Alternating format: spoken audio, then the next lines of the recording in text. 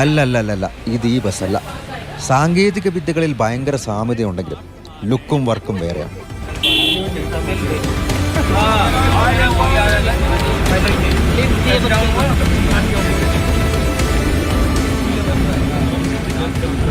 ഇതാണ് കോൺഗ്രസിന്റെ ഭാരത് ജോഡോ യാത്രയിലെ മുഖ്യൻ.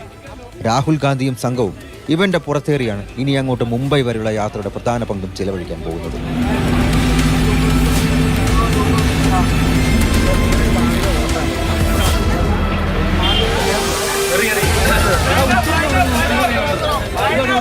നവകേരള ബസിന്റെ ചില പ്രത്യേകതകൾ ഭാരത് ജോഡോ ബസ്സിലുമുണ്ട്.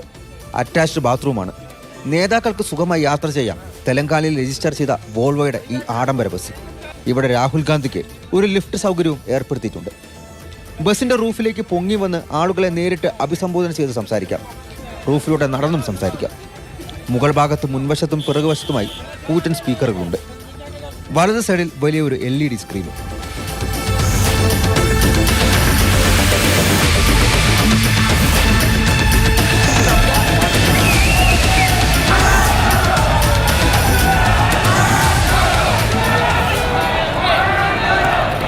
രാഹുൽ ഗാന്ധി എപ്പോഴും പറയാനുള്ളത് ഞാൻ അങ്ങോട്ട് പറയാനല്ല, ആളുകളുടെ പറയുന്നത് കേൾക്കാനാണ്.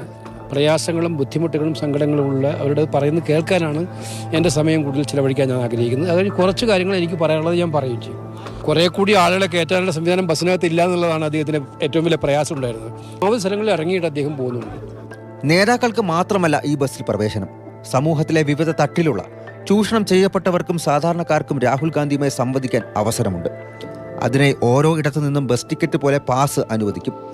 രാജ്യത്തെ വിവിധ സമുദായങ്ങളിൽപ്പെട്ട ആളുകളെ പ്രതിനിധീകരിക്കുന്ന ചിത്രമാണ് ബസ്സിന് നൽകിയിരിക്കുന്നത്. മുംബൈ വരെ ആളുകളുമായി നേരിട്ട് സമ്പർക്കത്തിലൂടെ ന്യായമെന്ന അവകാശത്തിനായുള്ള പോരാട്ടം നയിക്കുകയാണ് കോൺഗ്രസ്. 66 ദിവസവും രാഹുൽ ഗാന്ധി സഞ്ചരിക്കാൻ പോകുന്ന ബസ്സാണിത്.